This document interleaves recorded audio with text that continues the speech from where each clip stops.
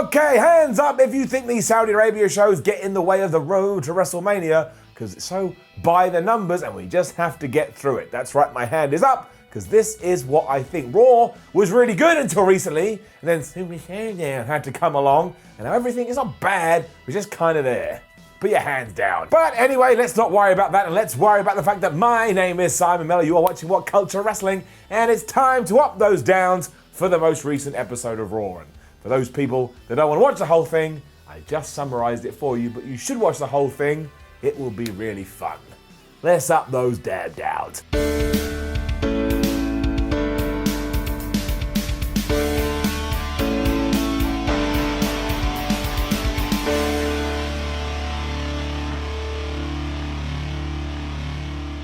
Randy Orton was kicking off Raw again this week, and as we have learned recently, this is no bad thing. You just watch him and go, I wonder who he's gonna try and kill this week. The best thing about all of this is that he comes across so unhinged, I don't even mind this elongated wait to try and find out why he did indeed try to murder Edge. And Orton was being all nostalgic here. He was like, oh, I realized when I got to the arena that it's been 15 years since Raw has been in Winnipeg, you idiot. And last time I was here, not only was I but a 24-year-old boy, but I was the Intercontinental Champion. And also on that night, someone called Adam Copeland punched me right in the face. Now, I doubt that's the reason that he did go and crush the rated R superstar's skull, but this was still a very nice story, and I appreciate you sharing it, Randy. Orton went on to apologize again and said that nobody is going to be able to understand why he did to Edge what he did to Edge. And I sat there like, yeah, good, I don't want to be able to understand that. As I talk to a serial killer, and you're hearing all the deeds they did, and your brain goes, oh yeah, I understand every little thing he did. If I get to that point, I will drive myself to the police station and say, my friends, I have a problem. Anywho, somebody had to interrupt him because it was the start of Raw, and because we were in Canada, it was none other than Kevin Owens. Da-na-na-na-na-na-na. It's good pop music. KO was sick of these delusional fools running around on Monday night, Seth Rollins being the other one, and now he wanted to know why Edge got beaten up like Edge got beaten up. And for goodness sake, Matt Hardy, Kevin Owens, if you keep interrupting Randy Orton, then there's no way he's going to tell us. Somebody just give him some time. This did sit badly with Owens because he was so excited to see Edge back at the Royal Rumble, because all of a sudden he started having selfish thoughts that maybe those two could tangle in the ring, and then the RKO master took that away from everybody. Then Randy very cutely on the microphone said, you think you know me? Because that's the words in Edge's song. That's funny. Anyway, these two are going to fight later, and I'd be mad if it was anybody else taking this time, like I say, to give us an explanation, but it's just working with Randy Orton and actually making him a bigger star in the process. I'm intrigued, and that's what I need from episodic television. Angel Garza and Zelina Vega were being interviewed next, and I tell you, it was absolutely gibberish. Zelina Vega was saying something like, oh, it's all about family, and family is trash. I don't know what she was talking about. Basically, they're going to have a match, so they were just throwing out some barbs. The best bit was when Garza kissed Charlie Caruso's hand, and she couldn't have looked any happier if she tried. Angel Garza is just a charming beast. Which was true for his contest against Humberto Carillo. Now, I don't mean that he got in there, like charmed him, didn't get down on one knee and give him some flowers, but they did tear it up. So give it up. Because I'm weird too, I really enjoy it when Angel takes his pants off and chucks them into his opponent's face. Again, he just looks over the moon as well, like he came up with a solution to world peace. This guy's gonna be a superstar. These two really did tear it up though. We saw a Spanish fly, some proper hard kicks, and a moonsault off the top to the outside that I will never be able to comprehend. I mean, how does anybody even know they can do that? It's not like you can experiment with it all the time. On top of that, Angel Garza also has entrance music that sounds a little bit like a Shakira knockoff, so we just ticked all these boxes. The pair traded cradles towards the end before Angel Garza remembered, oh wait, I know what I'm supposed to do. I'm supposed to use the most devastating move in all of sports entertainment. He did use the surprise roll-up, although I guess it was half a surprise because they were both doing roll-ups, but he held the tights and he got the 1, 2, 3. But you know what we gotta do? Let's bring it down. Kapow! There it is. Put it up to number 7.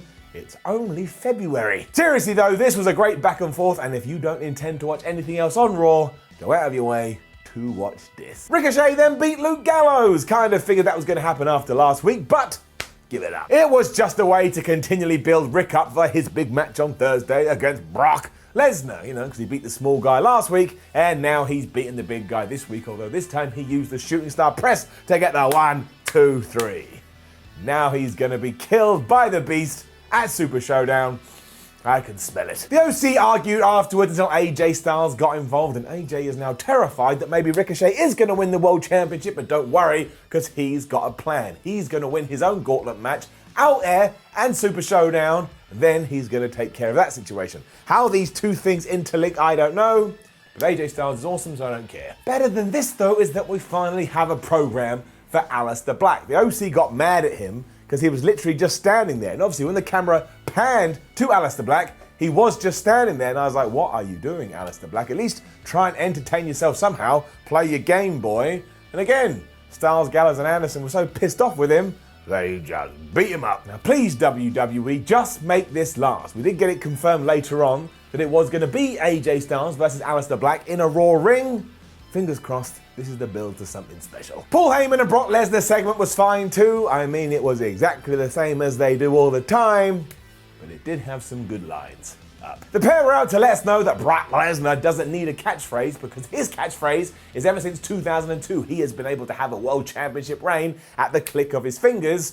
And that is a little bit like that logic of, well, the Batman movie wouldn't be very good if Batman wasn't in it, even though Batman is flipping in it. I mean, this was literally Paul Heyman saying the man doesn't need a catchphrase, however, here is his catchphrase. I started chasing my head around like a dog when I heard this, because it's just so confusing. Anyway, Lesnar is going to ruin Ricochet for punching him right in the dick, and then Paul Heyman told us that if his auntie had balls, it would be his uncle. That's a quote. That is exactly what he said. His point being is that there is a lot of what-ifs going around at the moment, but what-ifs count for nothing, especially when you're trying to transform family members into still family members, but different. As far as Paul concerned, though, it doesn't need to be a worry, and I agree with you, Paul. I agree with you 100%. I will say this right now, if Ricochet does indeed win the WWE title on Thursday at Super Showdown, wait for it, I will shave my head. And now I'm about to say words I never thought I would say. So everybody limber up, brace yourself.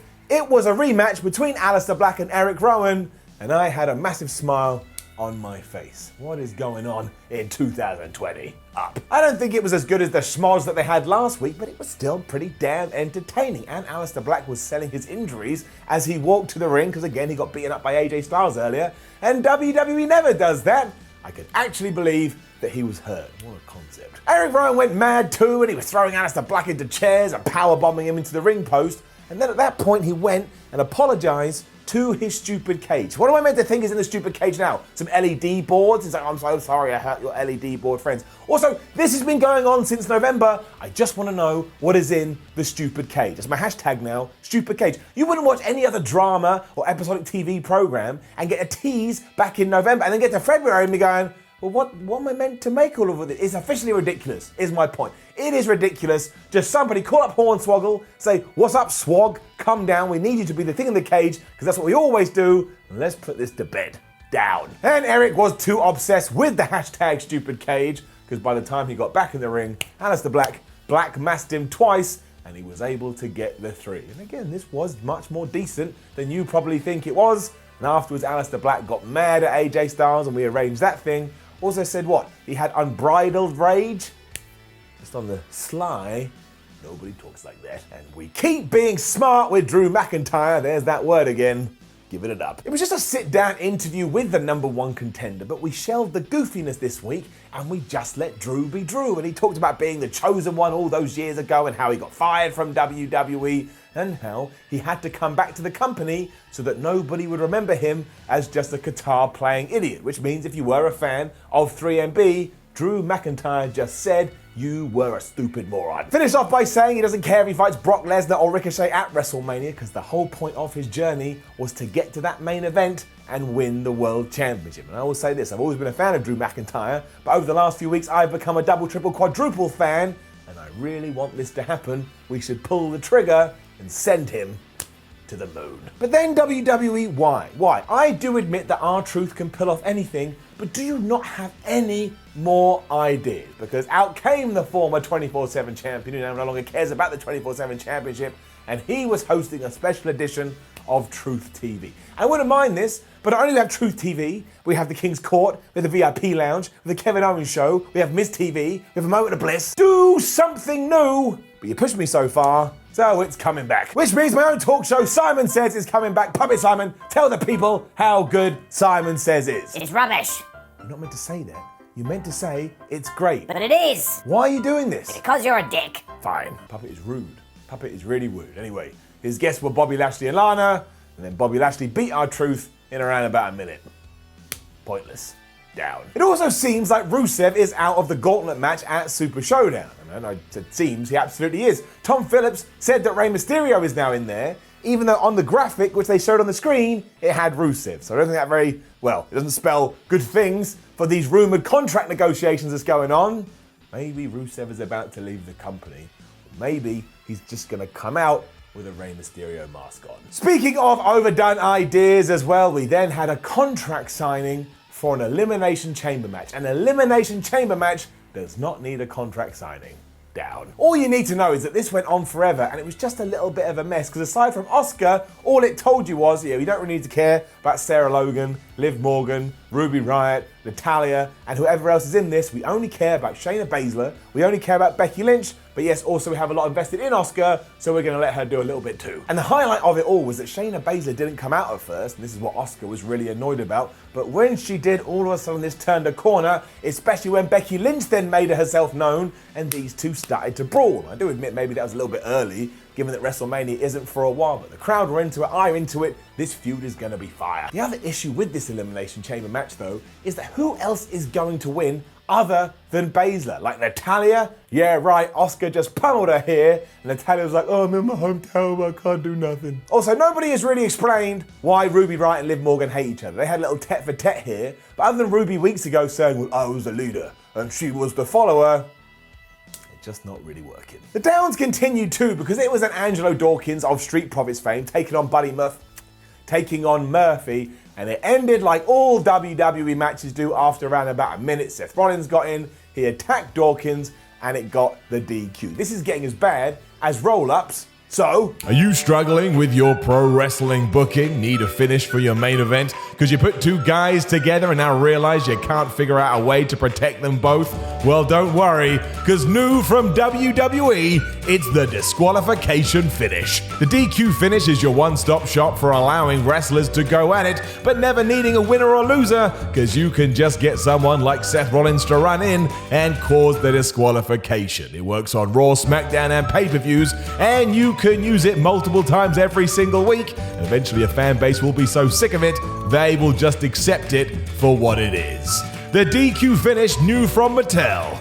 Get it now. I will say that afterwards, when Montez Ford said that Murphy got beaten up so bad he lost his first name, well, yeah, that was pretty good. But otherwise, ridiculous. Down. Rollins was also going to leave before he was goaded into a match with Ford, but that was really strange as well, because this match had been promoted throughout the entire show, and yet here the announcers and both wrestlers were pretending like it was off the cuff. That was very, very odd. I sat there like, did I make up that advertisement or have I gone crazy? Either way, this was better. It can have an up. Murphy and Dawkins were held out of there by the referee at one point, but they did have a pretty good back and forth. And at one point, Montez Ford hit a very close DDT, which made me think that he could win. But ultimately, he succumbed to the curb stomp and he lost. But this was a very good showcase for Montez Ford if what he was trying to achieve was, hey, look, I could be a future potential single star. If you weren't really, well, if you didn't really think this, you now have a little bit of an example why this could be the case. I do think we need some direction for all this Rollins stuff now, but you already know why it's not going down. That's because the Saudi Arabia pay-per-view is just getting right in the way. Like I said, we need to push this stuff done, because you know come next Monday, everything's going to blow up. Elimination Chamber, WrestleMania. But yeah, it just feels a little bit lost. It was our main event as Randy Orton took on Kevin Owens, and I will say that it was nice seeing these two tangle, especially in Canada where the crowd was really hot. So for that, can have it up. The amount of gaga though, my word. Like at one point Seth Rollins was down there just being a nuisance, and then all the good guys and the bad guys like the Viking Raiders and the Street Profits were back out and they brawled to the back. And then, after Randy Orton hit his draping DDT from the ropes, the referee of all people, this jackass, fast counted Kevin Owens. You were like, what is going on? Both Kevin and Randy looked really confused, but KO knew what was going on. He found the referee and he ripped open his official shirt, and underneath it was discovered that he was wearing some Seth Rollins merchandise, which makes this referee officially the dumbest dude who has ever walked this planet. That is like me going to rob a bank, and when the police catch me, I'm wearing a scarf that goes, "Ha ha, you pigs, yes, I robbed the bank." You don't walk around as walking evidence, you absolute buffoon. It's getting it down. Seth then tried to get Orton to listen to the voices in his head, but he was having none of it and left. And given that Kevin Owens was now left alone with the referee, he gave him a stunner, he powerbombed him through a table, and what an absolute rubbish way to end Raw. I don't like saying that, but it's true, isn't it? Oh, referee from no. Especially, this referee is not also going to join Seth Rollins' stable, is he? It was just a way to have this match without having a proper finish, and that makes me mad. So while this wasn't the worst Raw in the world, you could just feel how much Saudi Arabia was affecting it. Sometimes it really gets under my skin. This is stuff getting under my skin, and it makes me think, man, I just need it to get out of the way. So, as like a little retort, a little fight back, over our, it is gonna get it down, even though I don't think it was a terrible show. But just imagine we were building to Elimination Chamber, and then imagine we were building to WrestleMania. I would argue that maybe we could get rid of Elimination Chamber too, but the Saudi Arabia one is just too much. Now, don't forget to leave a comment below and let us know what you thought about last night's episode of Raw. Do you agree with me about Saudi Arabia? I want to know. Like the video, share the video, subscribe to WhatCulture Wrestling. You just go click. Make sure you head over to WhatCulture.com and read yourself some more articles. Follow WhatCulture on Twitter, WhatCulture WWE. Watch more videos here on WhatCulture Wrestling. My name is Simon from WhatCulture. Thank you as always for joining me, and boy howdy, do we have a crazy ups and downs tamale for this week. We've got Raw, done that. Then there's AEW, obviously we do that. Then there's SmackDown. Then there's Revolution pay-per-view, AEW. And we have Super Showdown. So I am going to be all ups and downs out by the end of the week. I'd appreciate you spitting some energy into my face. I will see you a lot.